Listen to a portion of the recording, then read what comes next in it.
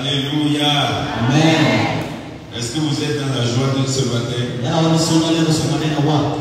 Le psalmiste a dit, je suis dans la joie quand on me dit allons à la maison de l'Éternel. Alors si vous êtes dans la joie ce matin, vous allez acclamer Jésus.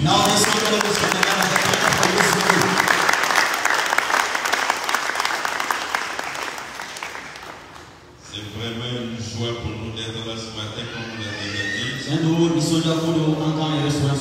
Nous croyons que Dieu va nous faire du bien. Alors je ne veux pas être trop long ce matin, parce que j'aimerais qu'on puisse prier ensemble à la fin. Juste une annonce. Je veux compléter les annonces. Je sais que je ne suis pas de l'église, mais je me permets de compléter une annonce. Une annonce de la JAD. Cet après-midi, on va avoir une séance avec les jeunes. Et ça va être à 15 heures. Je ne me rappelle plus du nom de l'église. À Calabacoura.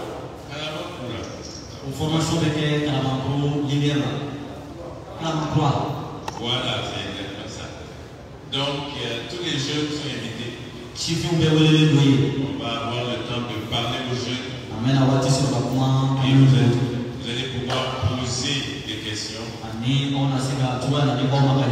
Et on va avoir un temps à la fin pour prier pour vous. Alors ce matin, avant de plonger dans la parole de Dieu, on va prier. Seigneur, nous te bénissons.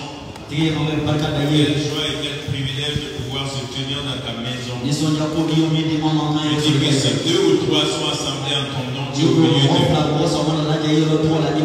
Et nous croyons que tu es déjà ici. Nous te prions pour ton esprit à l'œuvre. Seigneur, nous sommes faibles. Mais toi, tu es fort. Nous sommes limités. Mais toi, tu es illimité. Nous n'avons pas la capacité. Mais toi, tu as toute capacité. Alors, je prie de nous fortifier dans le corps, dans nos âmes et nos esprits. Parle à ton peuple. Ton esprit nous inspire, nous enseigne.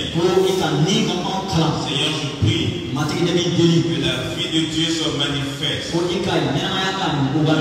les corps, dans l'âme et l'esprit, dans le nom de Jésus. Amen. Alors je veux remercier le Seigneur pour sa fidélité, pour la protection, la grâce. Nous avons fait un long voyage, encore fatigué. Alors si vous me voyez moins dynamique,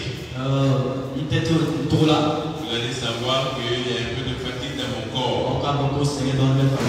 Mais j'ai dit au Seigneur de me fortifier tout à l'heure.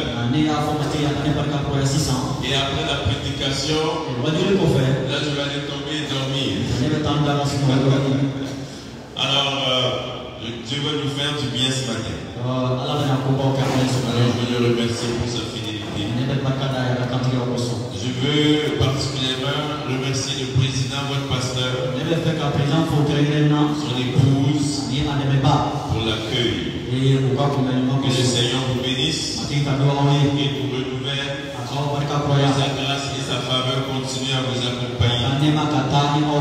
Je remercie tout le bureau des assemblées de Dieu du Mali pour leur accueil. Et tous les leaders, les responsables, tous ceux qui accompagnent toute cette équipe. Dans toutes les régions du Mali, nous les bénissons ce matin. Je remercie le pasteur Sagar qui n'est pas ici ce matin, qui nous a accueillis, qui a vraiment fait tout un travail. celui qui court un peu avec nous. Et on a parlé du docteur Alain, qui est vraiment, l'année passée au Niger, je l'appelais le facilitateur du royaume de Dieu.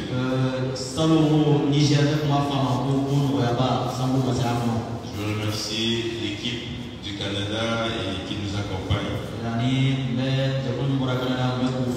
Et tous ceux qui, il y a toute une équipe en arrière que vous ne voyez pas.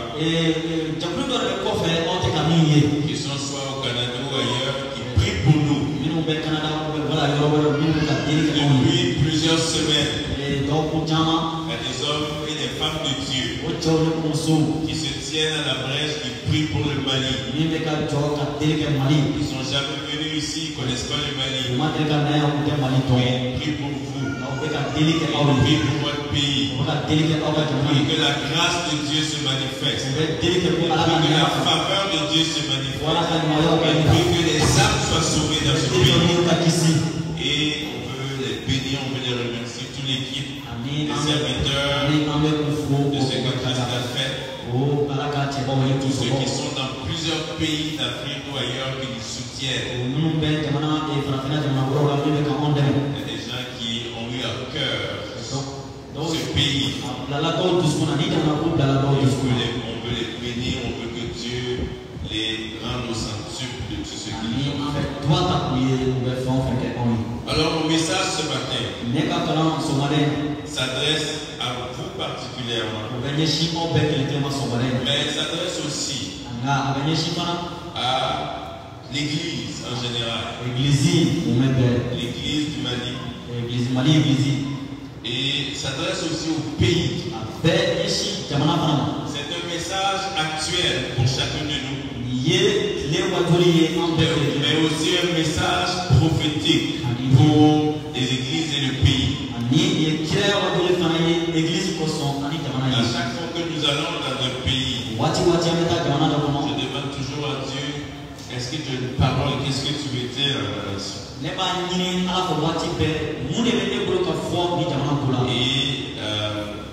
l'année passée, j'avais donné une parole pour le Niger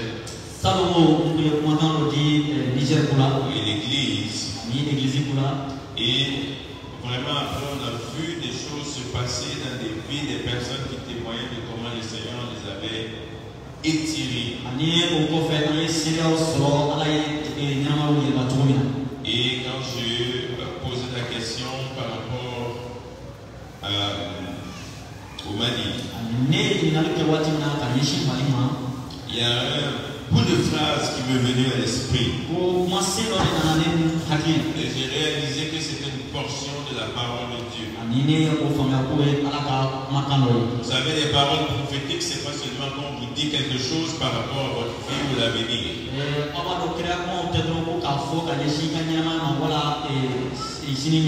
Les meilleures paroles prophétiques sont des paroles qui sont tirées de la parole de Dieu. Parce que c'est un fondement solide. La parole de Dieu est une base solide. Et voilà la parole que j'ai pour vous. Et ça va être mon message. Dans Ésaïe, le chapitre 43. Et la parole est tout simplement celle-ci. Ne considérez plus les choses anciennes. Je vais faire une chose nouvelle. Tout simplement, à Dieu qui parle. Dieu dit maintenant encore, je vais faire une chose nouvelle. Et le titre de mon message, c'est Dieu fait encore une chose nouvelle. Alors on va ouvrir nos Bibles dans Ésaïe le chapitre 43. Pour vous situer un peu dans le contexte de ce livre, le peuple d'Israël était dans la souffrance. Le peuple d'Israël avait désobéi à la parole de Dieu. Ils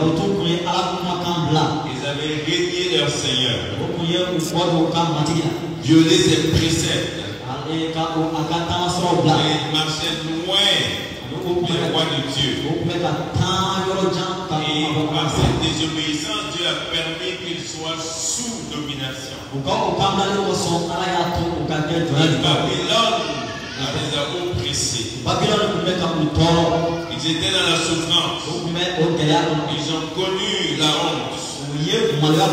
Ils ont connu les difficultés. Ils ont connu la souffrance. Mais au milieu de ce brouillard, Dieu parle par un prophète à un reste.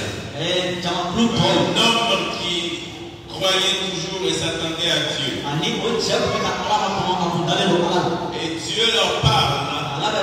Et à partir du verset 1, le prophète dit: ainsi parle maintenant l'Éternel qui t'a créé au Jacob.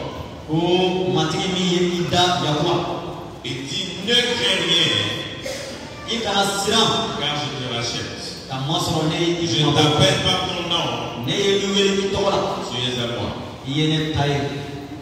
Quelle parole de rassemblement quand Dieu vient à toi et te dit: ne crains rien.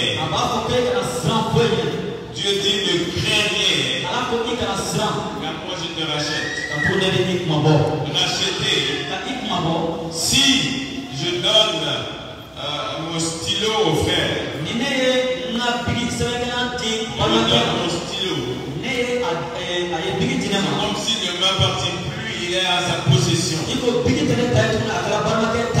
Si lui, maintenant je veux l'avoir, il dit: maintenant il faut que tu payes. Et je dis: je te rachète. Il est devenu à moi. Dieu dit au peuple, à cause de votre désobéissance, à cause du fait que vous êtes éloigné de ma parole, vous avez pour un temps laissé à l'ennemi. Mais maintenant, je vous dis: ne crains plus rien. Parce que moi je te rachète. Parce que tu es à moi. Dès le ventre de ta mère, dès le sein maternel, tu m'appartiens. Et moi Dieu, je te rachète. Et alors ne crains plus rien. Sois tranquille. Et je veux dire à quelqu'un ce matin, cette parole du prophète Esaïe: ne crains plus rien. Parce que Dieu dit: moi je te rachète. Parce que tu es à moi. Amen. Tu es à moi. Il dit: je t'appelle par ton nom.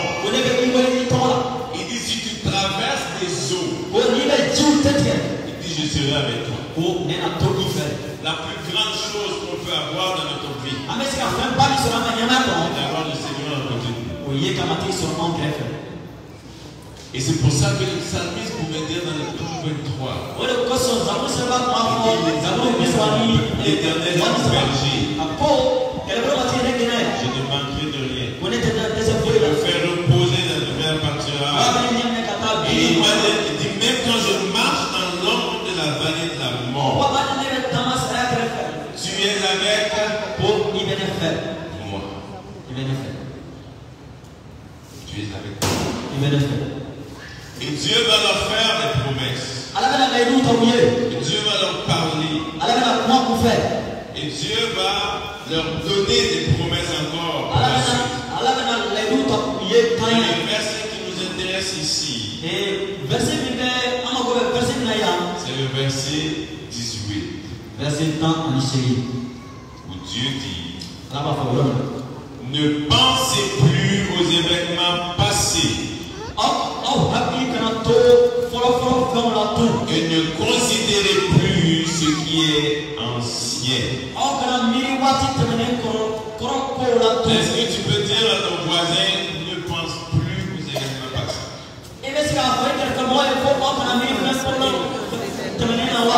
Répète-lui encore: ne pense plus aux événements passés.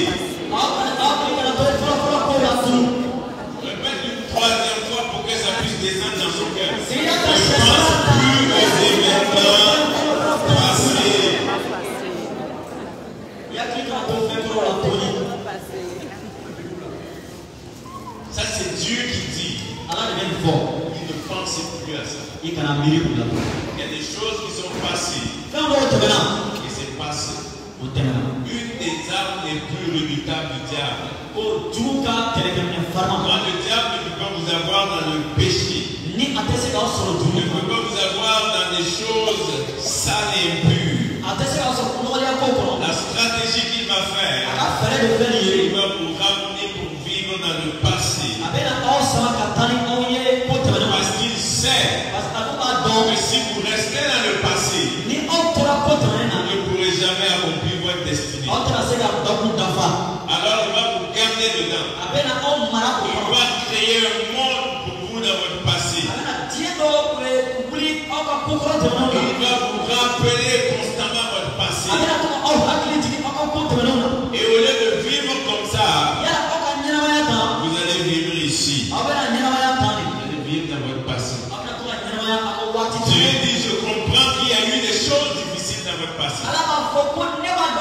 Il dit, mais ne pensez plus à ces événements.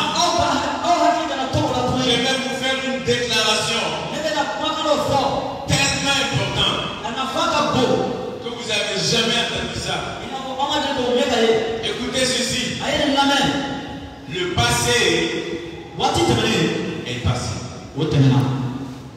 Vous avez déjà entendu ça? Bien sûr.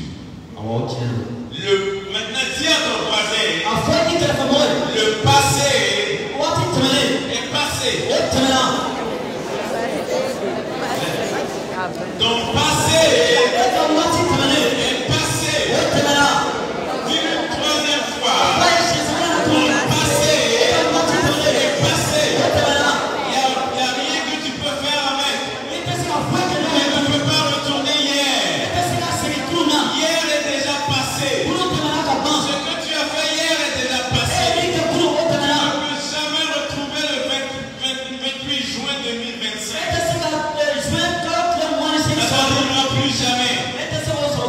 C'est pour ça que Dieu dit, arrête de penser aux événements passés.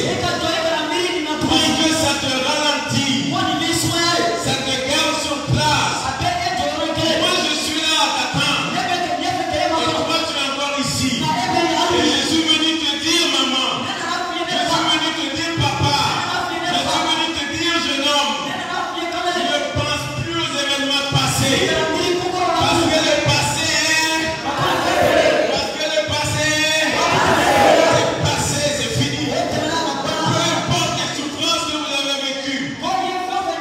Dieu comprend que vous avez été trahi. Dieu comprend que vous avez maltraité. Dieu comprend que vous avez souffert. Dieu comprend ce que votre mari a fait. Dieu comprend ce que les gens autour de vous ont fait. Dieu comprend que vous avez été abandonné. Mais le passé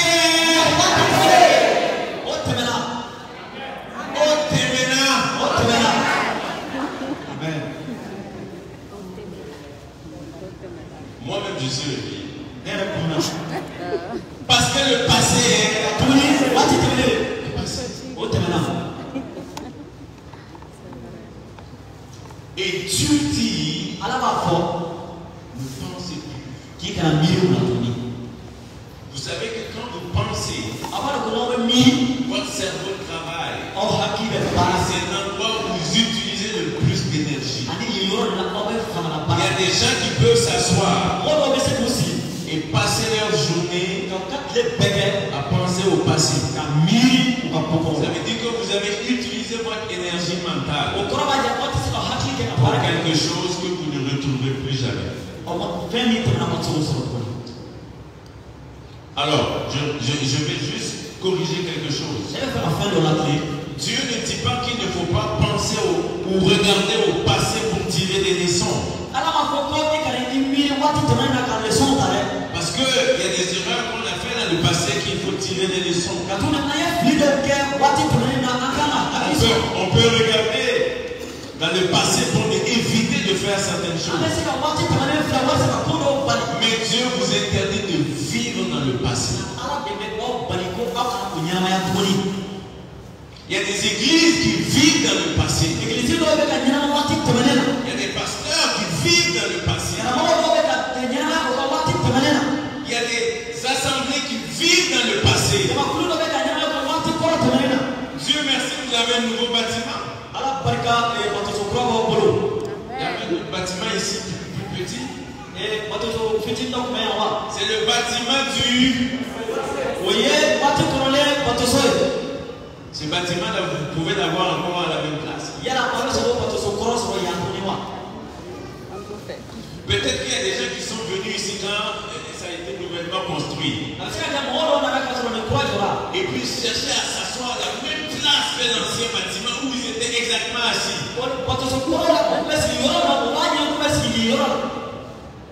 C'est passé.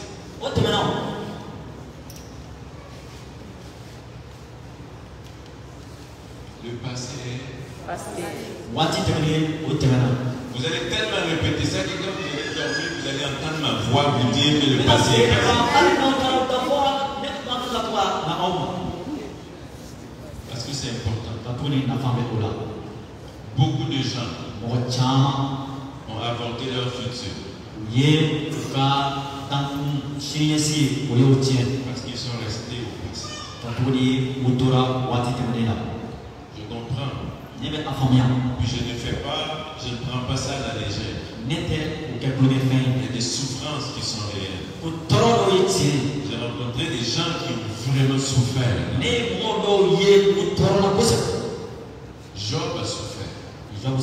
Job a tout perdu. En l'espace de quelques jours, il a perdu ses biens. Il a perdu ses enfants. Il a tout perdu. Même sa santé. Dieu comprend ça. On a aussi vécu des deuils. C'est très difficile.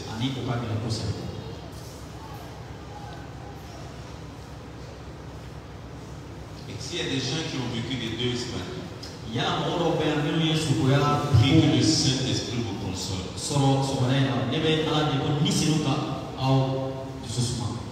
Mais je prie que vous ne passez plus du temps dans le passé. Il faut que vous avanciez. Vous savez, quand Abraham a perdu Sarah, il s'est assis. Il était tellement dans la souffrance. Il était juste assis. Et Dieu est venu lui dire, Abraham, le passé est passé. Maintenant, il faut que tu te lèves. Parce que tu dois chercher une femme pour Isaac. Qui doit continuer tes promesses. Et Abraham a appelé son serviteur. Eliezer de Damas, il a envoyé pour chercher une femme pour son fils. Il fallait qu'elle se lève à un moment donné. Je comprends que Dieu comprend le père. Je comprends les trahisons. Je comprends la confiance que vous avez mis aux gens qui vous ont trahi. Je comprends les mépris. Il y a des gens qui sont nés dans des familles qui ont été méprisés. Ils ont été mis de côté. On ne savait pas que vous pouviez devenir quelqu'un ou quelque chose. Ce sont des souffrances qui sont restées dans vous. De fois vous y pensez. Il y a de la douleur et de la colère qui montent dans vos cœurs. Je comprends. Dieu sait. Je comprends la non-reconnaissance. Vous avez tellement donné. Et des fois dans les églises. Et vous n'avez pas été reconnu. Je comprends aussi la souffrance de certains pasteurs ou serviteurs de Dieu. Vous savez, c'est difficile d'être un pasteur ou d'être un homme de Dieu. Parce que vous vous donnez à fond pour les gens. Et des fois, les gens n'ont pas de reconnaissance. Au contraire, même, ils vont vous faire du mal. Je comprends tout ça. Mais Dieu dit que le passé est.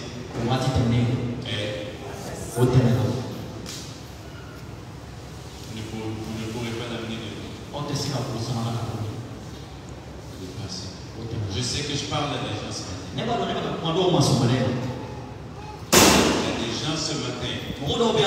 y a des gens ce matin. Dieu a tellement préparé quelque chose de glorieux pour toi. Et l'ennemi l'a su. Et il fait tout pour vous garder dans le passé. Je suis venu ce matin te dire qu'il faut que tu sois libéré de ce passé. Et des fois, le diable va vous rappeler votre passé. Et quelqu'un a dit que si le diable te rappelle ton passé, toi, il faut lui rappeler son avenir. Parce que lui, son avenir, c'est le feu éternel. Lui, son avenir, c'est le feu loin de Dieu. Alors, à chaque fois que le diable te lance une pensée, il regarde ce qu'on t'a fait. Dis-lui, Satan, loin de moi. Toi, tu vas finir en enfer. Moi, mon avenir est glorieux. Mais toi, ton avenir est sombre. Ne laissez plus vous rappeler ces choses. Ne laissez plus vos pensées être assaillies par lui. Dieu n'a pas dit demandez à un âne de vous aider à ne plus penser au passé. Il a dit vous, c'est votre responsabilité. Ne pensez plus aux événements passés. Quel événement du passé est dans tes yeux maintenant? Pense pendant que je parle. Parce que tu vas devoir mettre ça de côté. Et Dieu parle à ce peuple. Il dit ne considérez plus ce qui est ancien. Ne donnez plus de considération. Vous savez, le peuple était un peuple qui avait tellement péché. Et même Dieu dit ne pensez plus à vos péchés passés. Vous connaissez l'apôtre Paul? Avant qu'il devienne Paul, vous savez ce qu'il était? Un persécuteur, un meurtrier, quelqu'un qui voulait détruire l'église de Jésus. Ça, c'était son passé. Mais il dit dans une de ses lettres, il dit je ne pense pas avoir atteint le but. Il dit mais je fais une chose. Qu'est-ce qu'il fait? Oubliant ce qui est en arrière, me tendant vers le but, il dit je cours. Oubliant ce qui est en arrière. Et vous pensez que c'est facile d'oublier? Paul, tu as mis des gens en prison. Paul, tu étais là quand on a tué Étienne. Paul, tu as fait du mal à l'église. Et toi, tu dis tu vas oublier ça. Mais non, tu ne peux pas oublier. Paul dit oui, j'oublie. Parce que mes péchés ont été effacés. Mes péchés ont été lavés à la croix. Celui que j'ai rencontré, Jésus de Nazareth m'a purifié. Alors, voyant ce qui est en arrière, fixant mon regard vers le but, je cours pour tâcher de remporter le prix de la victoire. Maintenant, est-ce que vous pouvez courir comme ça? Est-ce que quelqu'un peut venir ici et mettre sa tête ici et puis est-ce que tu peux courir vers là? C'est sûr qu'il faut appeler une personne ici pour l'attraper. Qui va tomber. On ne peut pas couvrir la tête derrière. Et il y a beaucoup de chrétiens qui vivent comme ça. Ils essaient d'avancer. Mais leur tête est en arrière. C'est pour ça qu'ils avancent.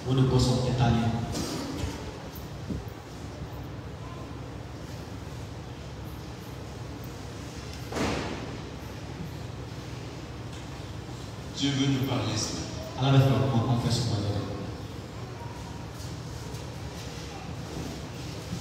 Dieu dit ne pense plus à aucune de ces choses.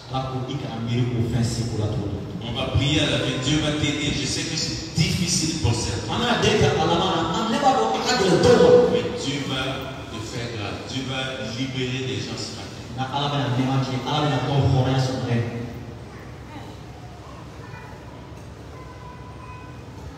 Ne pensez plus. Ne considérez plus. Vous savez, une des choses aussi qu'il faut des fois laisser dans le passé, ce sont nos anciennes victoires. Vous savez, il y a certaines personnes, ils se tournent pour vivre dans le passé à cause des souffrances. Et il y a d'autres personnes qui se tournent vers le passé pour rester dans le passé et célébrer leur ancienne victoire.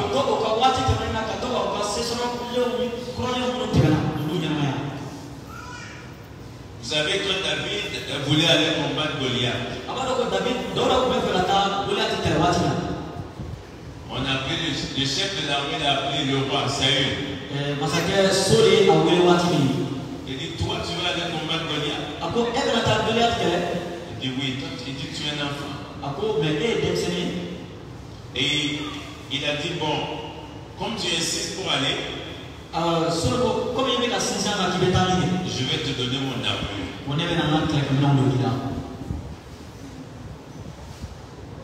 L'armure représente les anciennes victoires de Saül. Mais vous savez, c'est tellement drôle parce que quand on a choisi Saül comme roi, la Bible dit qu'il était un pied plus grand que tout le monde. Donc il est plus grand que David de taille. Et il peut mettre son armure dans David. Ça veut dire que si David avait pris son armure, Goliath aurait vu quelqu'un arriver. Et il n'aurait vu personne parce qu'il serait dans l'armure. Est-ce que vous avez déjà essayé de porter, quand vous étiez plus jeune, des habits de votre maman ou de votre papa? Vous achètez dedans parce que vous êtes tout petit. Et David, tout respectueusement, a dit, je ne peux pas marcher avec ça. Merci Dieu pour hier. Merci Dieu pour les victoires de hier. Merci Dieu pour l'onction de hier. Merci Dieu pour la grâce de hier. Mais il y a une grâce disponible aujourd'hui. Il y a une onction nouvelle aujourd'hui. Il y a une puissance nouvelle aujourd'hui. Je n'ai pas besoin de retourner dans le passé pour dire à notre temps. Parce que Dieu n'a pas changé. Ce qu'il a fait hier, il peut le faire aujourd'hui. Et il peut le faire demain. Alors ne te couche pas sur tes victoires d'hier. Ne dis pas à notre temps c'était comme ça. Il y avait la puissance à notre temps. Il y avait la gloire à notre temps. Et aujourd'hui,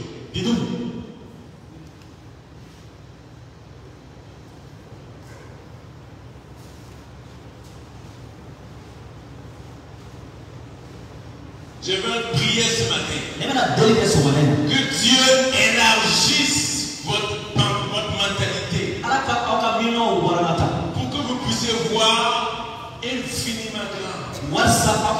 Dieu a dit à Abraham, élargis l'espace de ta tente. Ce que je veux faire, ta tente est trop petite. Élargis l'espace de ta tente. Élargis ta mentalité. Élargis ta pensée.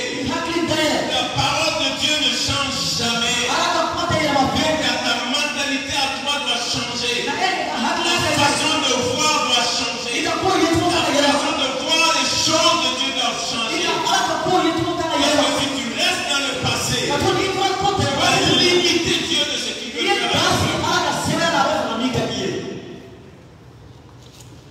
Alors ne passez pas le temps à vouloir juste faire les choses.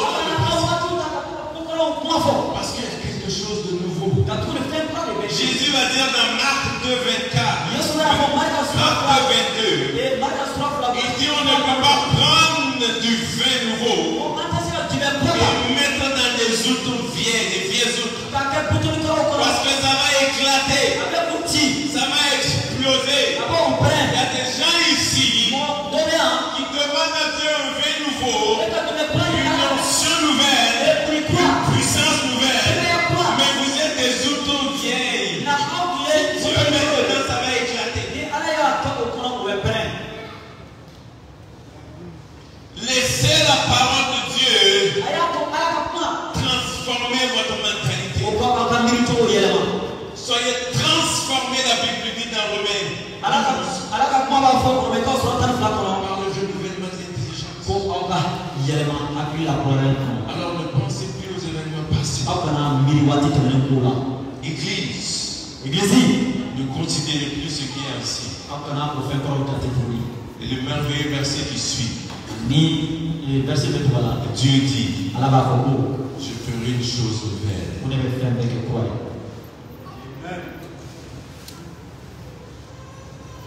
Dieu dit, Dieu donne deux conditions. Il ne pensez plus aux événements passés. Ne considérez plus ce qui est ancien. Parce que moi, Dieu, je fais une chose nouvelle. Il rajoute, ne la reconnaîtrez-vous pas? Parce que si vous restez dans le passé, vous ne reconnaîtrez jamais la chose nouvelle que Dieu fait. Il a dit, maintenant je fais une chose nouvelle. Et Dieu veut faire une chose nouvelle avec cette église, avec l'église du Mali, avec le pays tout entier. Dieu dit, je veux faire une chose nouvelle. Il dit, ne la reconnaîtrez-vous pas? Quels sont ceux ou celles qui vont laisser ce qui est passé pour reconnaître les choses nouvelles que Dieu fait dans ce pays?